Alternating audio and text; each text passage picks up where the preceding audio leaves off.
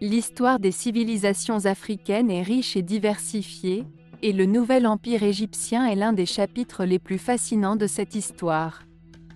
Le Nouvel Empire, également connu sous le nom de Nouvel Empire égyptien, a duré approximativement de 1550 avant Jésus-Christ à 1070 avant Jésus-Christ et a marqué une période de renaissance et de puissance pour l'Égypte antique.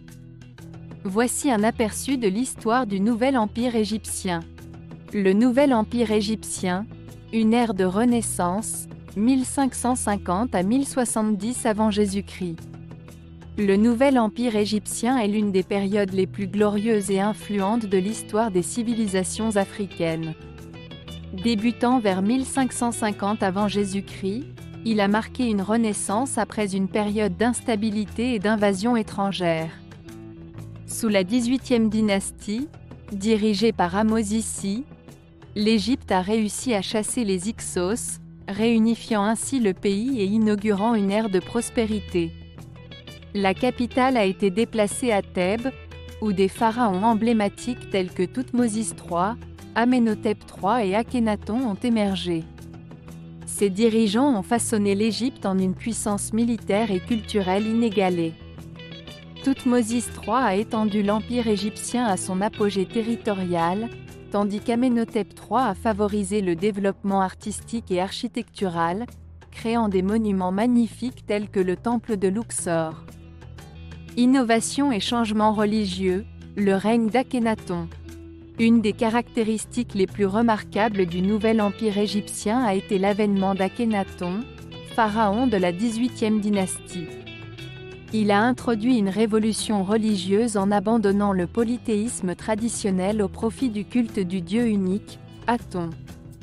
Cette période, connue sous le nom d'atonisme, a apporté des changements significatifs à la religion égyptienne et à la vie quotidienne.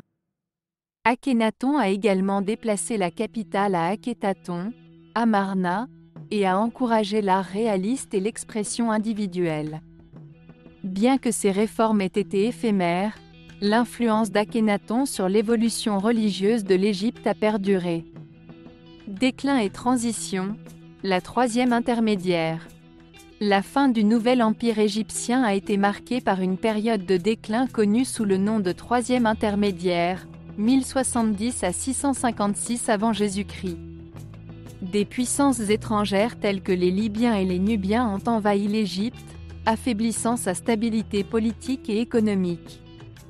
Bien que cette période ait été caractérisée par des défis, elle a également été le prélude à de nouvelles évolutions.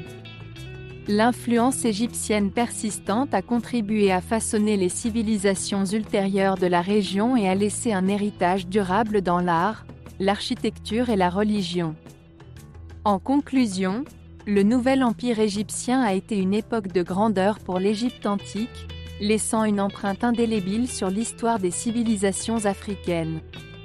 Son héritage a perduré à travers les siècles, contribuant à la richesse culturelle et à la diversité du continent africain.